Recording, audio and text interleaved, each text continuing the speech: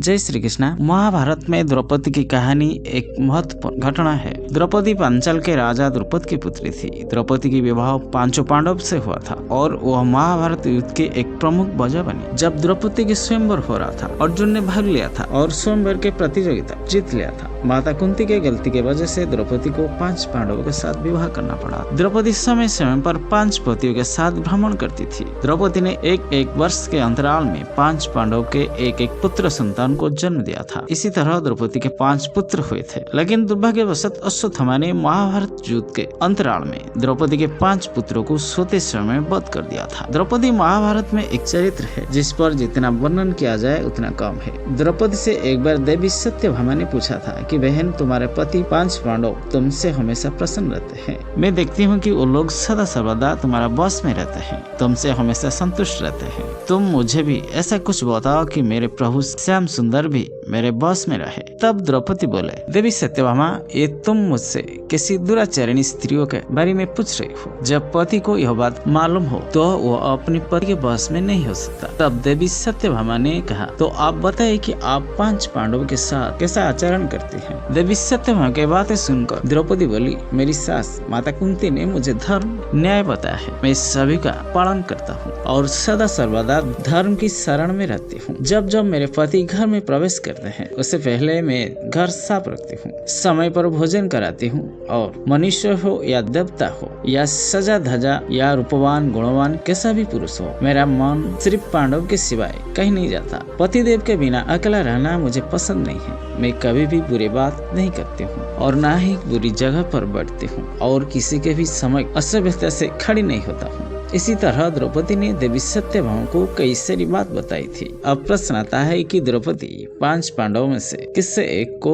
ज्यादा प्रेम करती थी या कि 5 पांडवों में कोई एक उससे अधिक प्रेम करता था। महाभारत की कथा के अनुसार भीम ही एकमात्र ऐसा पांडव था जो द्रौपदी का सबसे अधिक ख्याल रखता था और उन्हें द्रौपदी का अंत तक साथ दिया था। आइए जानते हैं ऐसा क्या घटना घटी थी जो भीम ने हमेशा द्रौपदी का साथ दिया था। पहला घटना ये थी, जब धर्मराज युधिष्ठिर ने जुए में द्रौपदी को दांव में लगाने पर सबसे ज्यादा क्रोधित भीम ने हुआ था और उसका विरोध भी किया था। जब द्रौपदी के चीर हरण हो रहा था सबसे ज्यादा क्रोधित भीम भी हुए थे। जब युधिष्ठिर सहित अन्य पांडव मौन होकर खड़े थे तब भीम ने क्रोधित होकर प्रतिज्ञा ली थी, मैं एक दिन दुशासन की छाती का खून पीऊंगा और दुर्योधन की जंघा उखाड़ दूंगा। महाभारत के युद्ध में भीम ने अपने लिया हुआ प्रतिज्ञा का पूरा भी किया था। दूसरी घटना ये थी, जब राजा विराट के राजमहल में 5 पांडव भेष बदलकर अज्ञात वनवास काट रहे थे। उस दौरान राजा विराट के साले कीचक ने बुरी नजर से द्रौपदी को देखने लगा और उसे रात को अपने कमरे में बुलाया था। जब यह बातें द्रौपदी ने भीम को बताया,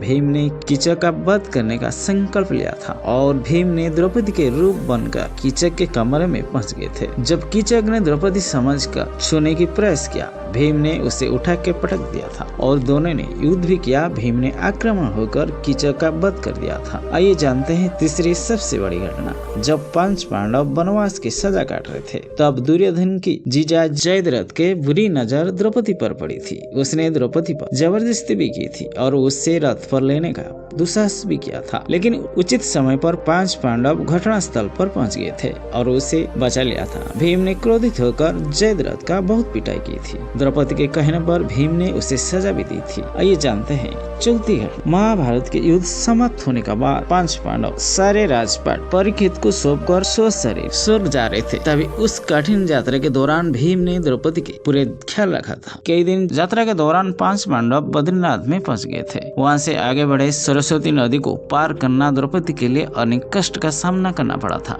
ऐसे समय पर भीम ने एक बड़े से चट्टान उठाकर नदी के बीचों बीच डाल दिया था। द्रौपदी ने उस चट्टान पर चलकर आसानी से सरस्वती नदी को पार किया था। माना जाता है कि माना गांव में आज भी उस चट्टान मौजूद है। उस चट्टान को भीम पुल नाम से जाना जाता है। चलते चलते द्रौपदी एक जगह गिर पड़ी थी। द्रौपदी को गिरा देखकर भीम ने युधिष्ठिर से पूछा, द्रौपदी ने जीवन काल में कोई पाप नहीं किया था, फिर क्या कारण था जो आज नीचे गिर पड़ा? युधिष्ठिर ने कहा, द्रौपदी हम 5 भाइयों में से अर्जुन को ज्यादा प्रेम करती थी, इसलिए आज उसका साथ ऐसा हुआ। ऐसा कहकर युधिष्ठिर द्रौपदी देख बिना आगे बढ़ गए थे। जल सुधि के अनुसार स्वर्ग यात्रा के दौरान द्रौपदी भीम के सहारे लेकर चलने लगी, लेकिन द्रौपदी ज्यादा दूर तक चल नहीं पाए थे, वह नहीं गिरने लगे। ऐसे समय पर भीम ने द्रौपदी को संभाला और उनका हौसला बढ़ाया था। उस समय द्रौपदी ने कहा, 5 पतियों में से भीम ने सबसे ज्यादा प्रेम किया और मेरा ख्याल रखा। मैं अगले जन्म में भीम का पत्नी बनना चाहती हूँ। और ऐसा बोलकर वहीं गिर पड़ा। थोड़ी दूर चलने के बाद सहदेव भी गिर पड़ा था। भीम ने भाई युधिष्ठिर से पूछने लगा कि सहदेव क्यों गिर पड़ा। युधिष्ठिर ने कहा, सहदेव खुद को सर्वश्रेष्ठ विद्वान मानते थे और किसी को भी अपने जैसा विद्वान नहीं समझते थे, इस वजह से वो गिर पड़ा।